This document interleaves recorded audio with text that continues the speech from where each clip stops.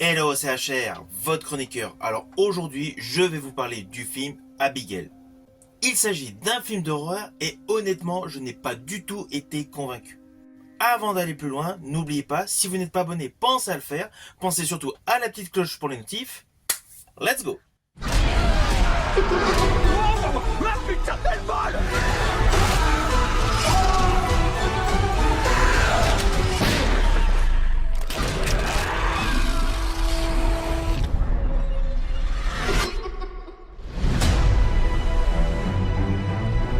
Alors le film Abigail est un réel mélange de genres. Sur le fond, il y a un côté thriller, il y a un côté épouvante, il y a un côté horreur. Et malheureusement, il y a un autre côté qui vient se greffer sur le film, c'est un côté comédie. Mais je reviendrai là-dessus plus tard. Alors tout d'abord, voici l'histoire. Il s'agit principalement d'une jeune fille, une ballerine, qui à la sortie de son spectacle se fait enlever par 7 ou 8 individus. J'ai plus le nombre exact en tête. Ces individus emmènent cette jeune fille dans une maison et le commanditaire de cet enlèvement vient prévenir les ravisseurs en leur précisant qu'ils doivent rester là un certain temps. Bref, ne vous inquiétez pas, je n'irai pas plus loin sur les lignes scénaristiques. Ce fond d'histoire, vous l'avez découvert dans la bande-annonce. Alors honnêtement, les films de vampires, je reste assez perplexe. Il y a de très bons films de vampires, mais pour moi ce sont plus les anciens films. Je pense notamment à Entretien avec un vampire avec Tom Cruise. Ou plus récemment, il y avait une belle saga qui était Twilight. Mais perso, mon style de film de vampire préféré, c'est plus dans un style un peu plus particulier, un peu plus action. Je pense naturellement à Vampire de John Carpenter. Than he does. Open wide, baby. But he met Cela n'empêche pas que j'ai vu pléthore de films de vampires, avec bien évidemment le meilleur film de ce registre, qui n'est autre que Dracula de Francis Ford Coppola. Can take on many forms. He is both young and old. Alors honnêtement, le postulat de base de ce film était intéressant. Il y a un côté innovant.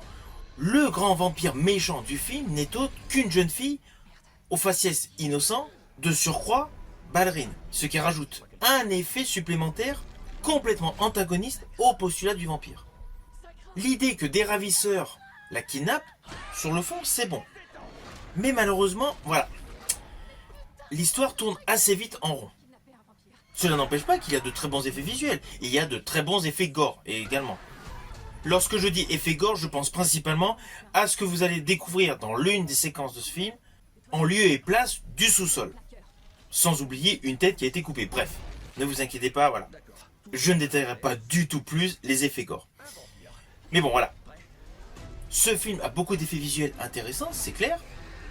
Le côté gore, pour ce type de film, est totalement cohérent. Et tous les codes du genre rattachés à ce style de film sur les vampires sont dans ce film, Abigail. Mais le souci est que l'ensemble du film semble être une comédie.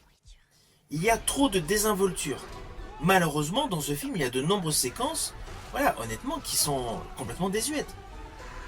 Je pense notamment à une certaine scène où une jeune femme rentre dans une chambre, elle se met sur le pied du lit et il y a quelqu'un derrière elle. Cette scène, honnêtement, est complètement inutile. Le côté gamin, le côté bon enfant est trop mis en exergue. Tout comme le personnage de Kevin Durant. Kevin Durant est un acteur, j'estime, qui joue parfaitement. D'ailleurs, pour la petite histoire, sachez que Kevin Durant, c'était lui qui a interprété le personnage Proximus César dans le dernier opus de la saga La Planète des Singes. Mais bon, Kevin Durant est un bon acteur. Lorsque j'ai su que Kevin Durant jouait dans ce film Abigail, automatiquement j'ai pensé à sa composition. Dans la série, bien évidemment, était question de vampires. Cette série n'est autre que The Strain. Mais là, dans ce film, l'interprétation du personnage joué par Kevin Durant est complètement hasardeuse. C'est le gars musclé complètement abruti. Du coup, on se demande pourquoi il a participé au kidnapping. Alors oui, il y a un twist énorme racontant une histoire sur l'origine story de tous les kidnappeurs. Histoire de corser un petit peu sur le plan scénaristique et surtout de justifier tout ce que vous allez découvrir dans ce film.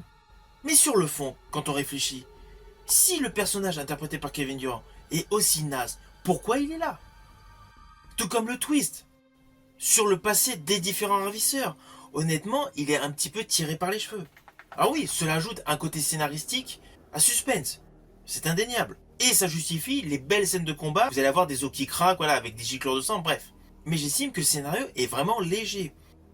Et le côté illogique de pas mal de plans séquences malheureusement, il est trop visible. Alors je tiens vraiment à vous préciser que lorsque je vous dis que sur des plans séquences, sur des séquences et autres scènes dans ce film qui ont des défauts, ce n'est pas par rapport à la qualité de réalisation, ce n'est pas par rapport à la photographie et à la mise en scène. Toute cette partie-là est parfaitement orchestrée, c'est indéniable. Mais là où ça ne va pas, c'est qu'il y a des incohérences par rapport à la logique. Nous sommes avec des ravisseurs qui ont un lourd passé derrière eux. D'ailleurs, on le découvre dans ce film, leur passé. Donc on ne comprend pas du tout leur manière de raisonner. Leur manière de raisonner est digne de jeunes dans un film de slasher movie. Depuis quand on se sépare dans une maison lorsqu'on s'aperçoit qu'on est à la poursuite d'un monstre? C'est totalement illogique. Surtout qu'avant que tous ces protagonistes se séparent, la discussion précise pleinement qu'il n'y a qu'une seule personne qui peut réellement agir. Donc pourquoi se séparer? Forcément, vous vous doutez de ce qui se passe quand les gens se séparent dans une maison close, dans une maison complètement fermée, où à l'intérieur il y a un vampire. Voilà, tous ces détails scénaristiques qui sont incohérents, malheureusement, sont trop visibles. Alors c'est clair, dans tous les films de vampires, il y a souvent des incohérences, des petits détails voilà, qui clochent. Mais là, dans ce film, les petits détails qui clochent, ben, en fait, il y en a un paquet. Et d'ailleurs, il y a un détail que j'aurais pu faire attention par rapport à la bande-annonce, mais c'est vrai que c'est un détail mais complètement naze. L'histoire de la jeune femme, brune donc, qui porte un bandeau sur la bouche et le nez, pour pas que la jeune fille la reconnaisse. Mais en fait, elle lui parle en étant à 10 cm d'elle. Donc en fait, elle la reconnaît au niveau des yeux. Donc en fait, ce masque, il est complètement naze. Surtout qu'elle est coiffée normalement. Enfin bref, voilà, dans ce film, vous allez voir, il y a beaucoup d'éléments complètement illogiques, incohérents, avec malgré tout des acteurs qui ont un réel talent, qui jouent correctement. C'est ça ce qui est vraiment dommage dans ce film. Parce que la réalisation est bonne, la photographie est plutôt belle, le budget qui a été utilisé pour ce film est plutôt à bon escient, les effets rendus sont bons, le côté gore est bon, le contraste des kidnappeurs et de la jeune fille, c'était bon, sur le fond c'était bon, mais le film en fait n'a pas de vraie trouvaille scénaristique, à part un twist un petit peu aléatoire. L'histoire ne tient pas du tout la route. Et dès qu'une histoire ne tient pas la route, forcément tous les défauts se retrouvent en avant. Et selon moi, quand il y a plus de défauts que de qualité dans un film, cela rend le film totalement décevant. Alors attention à ce que je veux dire, cela s'apparente à un spoil, mais c'est plus par rapport à un détail visuel. Dans ce film, il y a un moment, un des protagonistes se transforme en vampire. Assez classique, vous vous doutez, un film avec un vampire et des ravisseurs, forcément, il va y avoir de la transformation dans l'air. Mais bon, le protagoniste, en l'occurrence, porte des lunettes. Et honnêtement, son jeu d'acteur, au moment de la transformation, avec certes les effets visuels, les effets de make-up, est particulièrement bien réussi. Je rajouterais que c'est un des atouts de ce film. Cette passation de l'état humain normal à vampire est bien faite. Vous voyez, ce n'était pas du tout un spoil de folie. Ma putain, elle vole!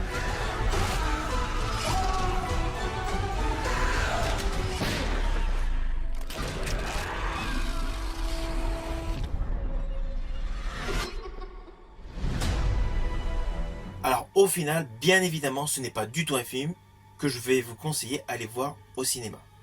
Je m'attendais à beaucoup mieux, surtout qu'il y a eu pléthore de films traitant du sujet des vampires. Et malheureusement, celui-ci a plus une consonance d'un thriller totalement désinvolte, avec un effet gore. De ce fait, je trouve ce film décevant. Si vous avez aimé ma vidéo, n'oubliez pas, petit pouce vers le haut, pensez au partage. Quant à moi, je vous dis à bientôt pour une prochaine vidéo.